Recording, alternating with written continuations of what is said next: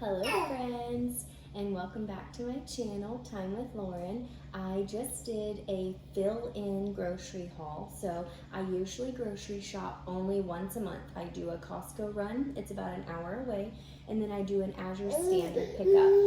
And so I often don't go to the grocery store in between at all. Every now and then my husband will stop and grab some bananas, but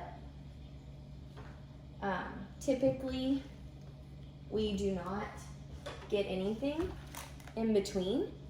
Sometimes we do though. So we did a little fill-in. It's actually 9 o'clock. We just got home. I just did a curbside order. We picked it up on the way home from jiu-jitsu tonight. So anyways, I was just gonna show you a few things I picked up. So for produce, I grabbed some of this diacinato kale, and I really like this. It has a thicker stem, but it's really easy just to pull off. I got 2 bunches of this, and I will chop this up and make a salad out of it, and it keeps well in the fridge because it's not like a softer lettuce. Kale is a little more firm. Even though this one is tender, it is a little more firm, and it holds up to a dressing. So I won't dress the whole salad, but I will chop that and make a like a pre-chopped salad, and I will keep that in the fridge, and I will just eat that through the week. I will throw some like pumpkin seeds or raisins or strawberries or berries or fruit or apples, whatever I have, just to make like a big bulky, really good fiber rich and nutrient dense salad. And I'll throw some grilled chicken on top or some grilled meat that I have, and I will have that for lunch or sometimes as a snack. So I got that. And then I grabbed some fresh herbs. I typically grow all of my own herbs, but in this season of life with this number 4 little guy, I actually, he was born in the summer last year, so I didn't get to keep up with all of my plants, and I actually let everything go, and we had a couple freezes, and so I'm just gonna replant everything fresh and new this year. And I was a little bit hard on myself in the beginning for that, but you know what, there's grace for that, and seasons come and seasons go. And so anyways, that's that. So I bought herbs, not something that I'm commonly do. I actually dried and froze a lot, but I did need some fresh herbs for something that I wanted to do. So anyways, grab some fresh herbs. I got mint, I got thyme, and I got some basil. And my kids already munched on this. My kids are so funny. And then I got some parsley, just flat leaf parsley.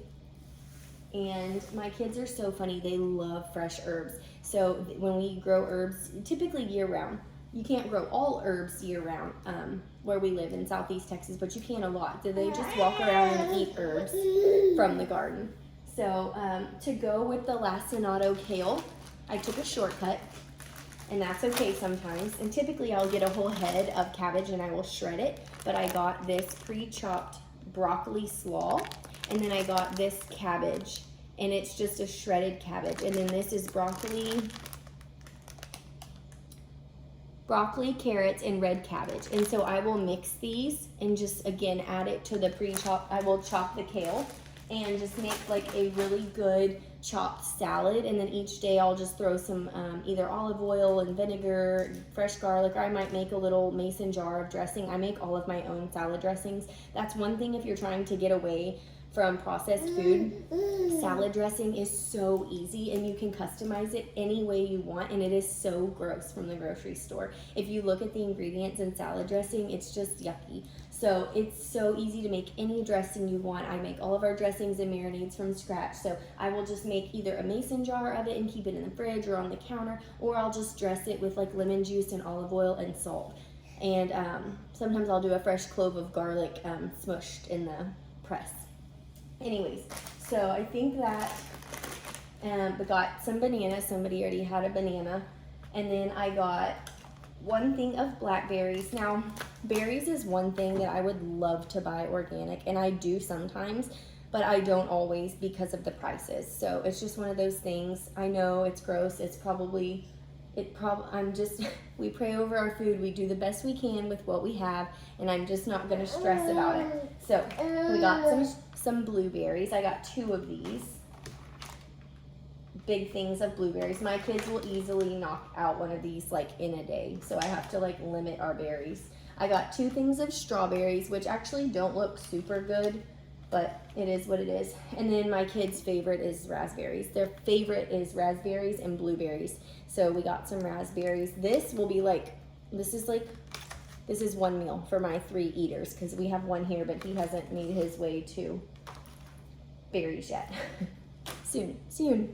And then I got a family-sized pack of uncured, nitrate and nitrite-free ham. This is cherry wood smoked uncured ham. No artificial flavors, no preservatives, no artificial ingredients, no added nitrates or nitrites. They use celery powder and sea salt as a preservative.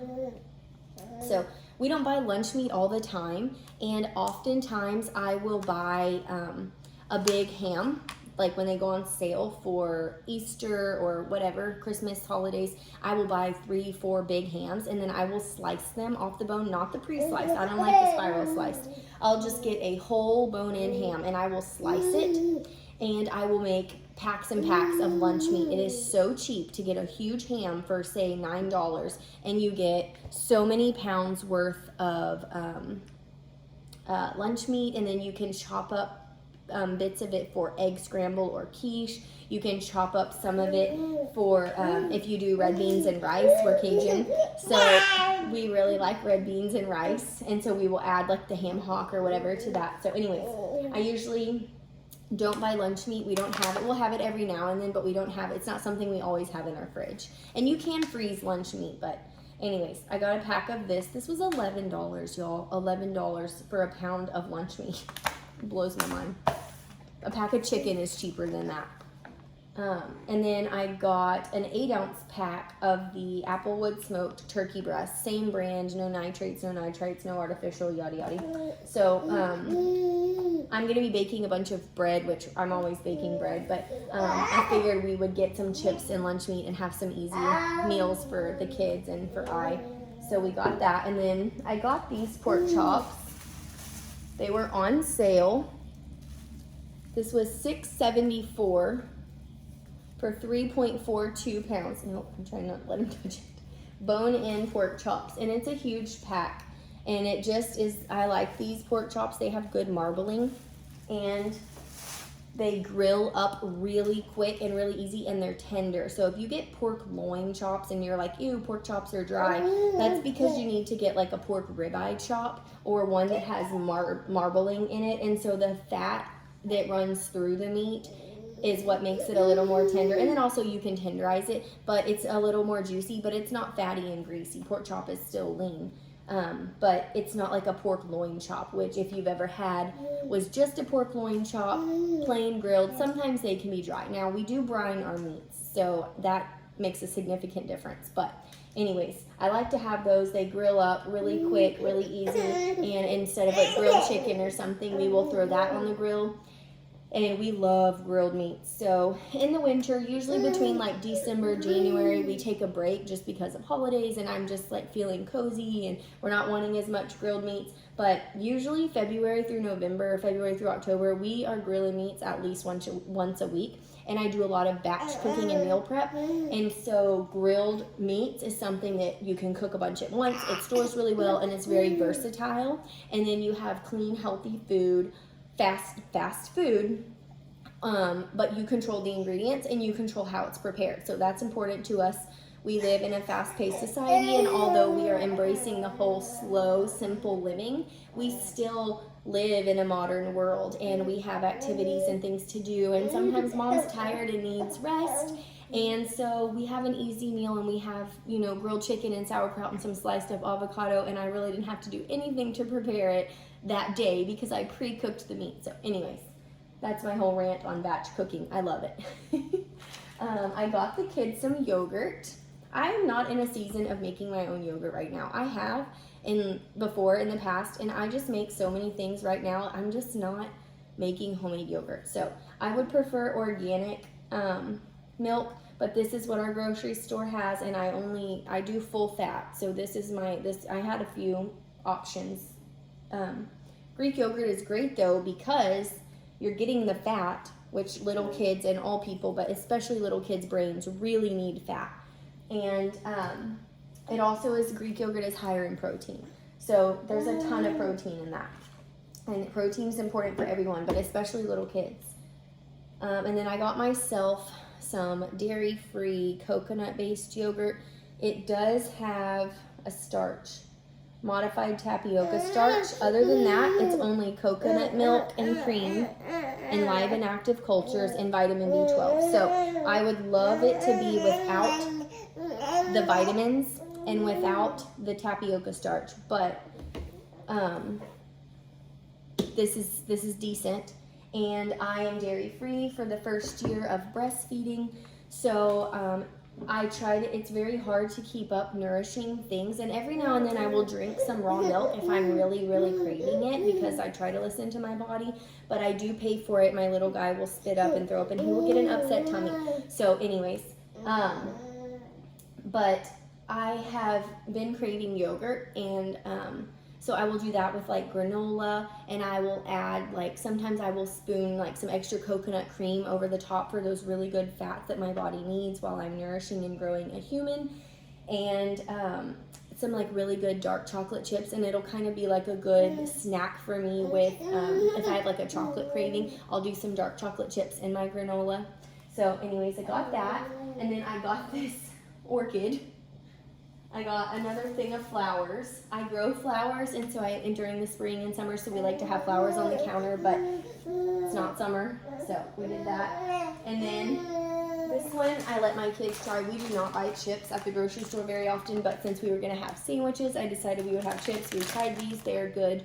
They're the siete, so they have the good oils. They're made with avocado oil and sea salt, no yucky oil. So if I am gonna give my kids chips, then I go back and forth. You know, it's one of those things you don't eat a lot of, so hey, it's okay in moderation, but you know, it wasn't that much more expensive, and we end up dumping out a whole bag or half the bag of chips because we don't eat them all, because we don't eat a lot of chips. So anyways, we got these this time. They're very good. They're kettle cooked. My kids like them. They're not spicy. They said chili lime, and I thought they would be spicy, but they're not. So my kids like them. I got the other day, I have this Maldon flake salt that I really like. It's like a, it's just thicker salts of thicker flakes of salt. And I had it in a mason jar, and it fell out of the cabinet and busted like a month or two ago, so I needed to replace that. And then I just got another bag of plain sea salt siete chips to go with our sandwiches. And then, so As Your Standard has organic brown rice crisps, and I like to get those to add to our granola and granola bars. These are so good. If you get commercial store brand granola, it often has crispy rice in it, and it really does make a difference. That texture is so good, and so I like to get the organic brown rice crisps from As Your Standard, or I can find them on Amazon too, but I have not been able to get them lately, so I got a box of these because we wanted to make some granola bars, and the ones that I'm making, they really do taste better with that texture, that crunchy rice, so I got that. Obviously not an ingredient that I love, but it is what it is. We're gonna use it for a little bit, and that will be okay. So I think that is everything. If you have any questions, leave them in the comments. All right, y'all, so that was just our little fill-in grocery haul. This was $146.